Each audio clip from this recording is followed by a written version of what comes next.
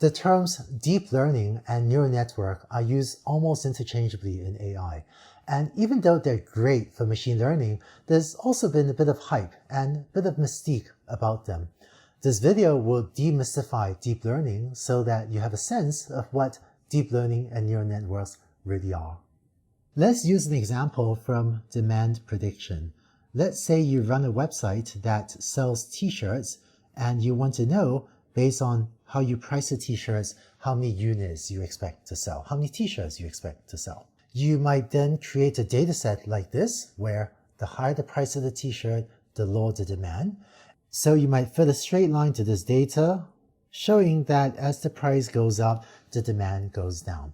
Now, demand can never go below zero, so maybe you say that the demand will flatten out at zero, and beyond a certain point, you expect, pretty much no one to buy any t-shirts.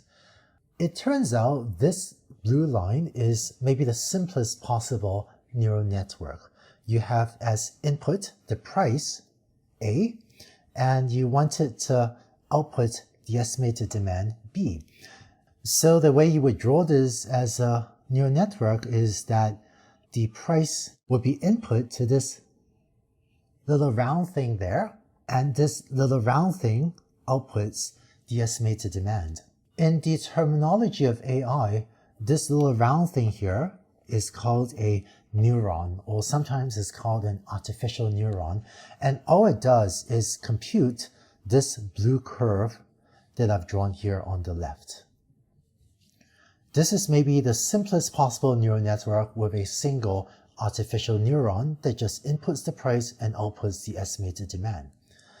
If you think of this orange circle, this artificial neuron, as a little Lego brick, all that a neural network is if you take a lot of these Lego bricks and stack them on top of each other until you get a big pile or a big network of these neurons. Let's look at a more complex example.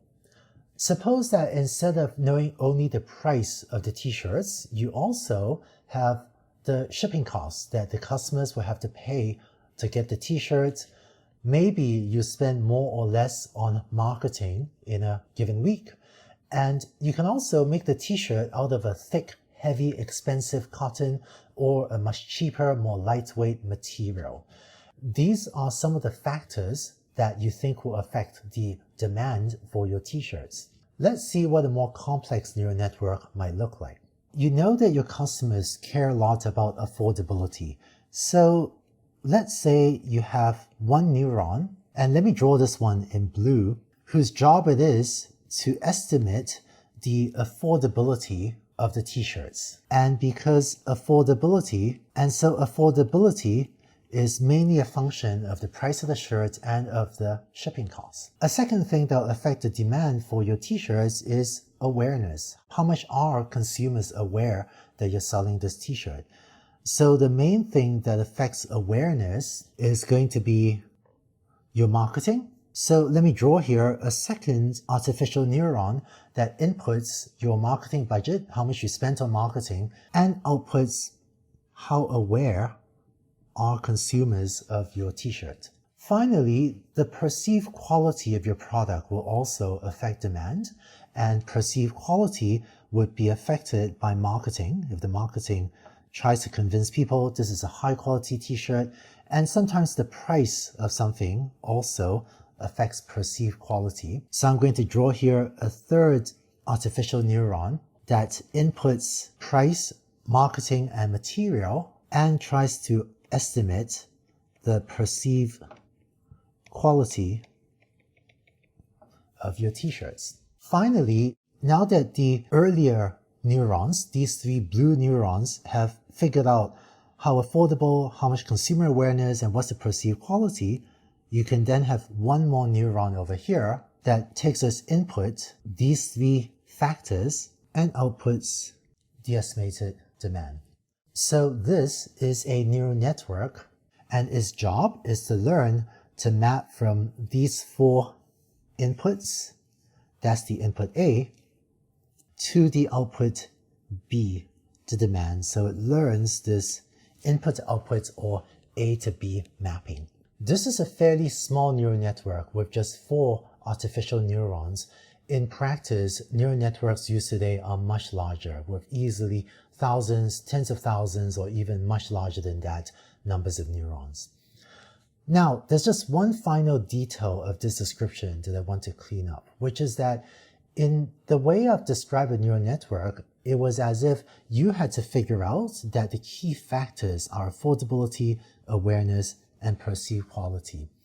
One of the wonderful things about using neural networks is that to train a neural network, in other words, to build a machine learning system using a neural network, all you have to do is give it the input A and the output B, and it figures out all of the things in the middle by itself. So to build a neural network, what you would do is feed it lots of data with the input A and have a neural network that just looks like this with a few blue neurons feeding to a yellow output neuron. And then you have to give it data with the demand B as well.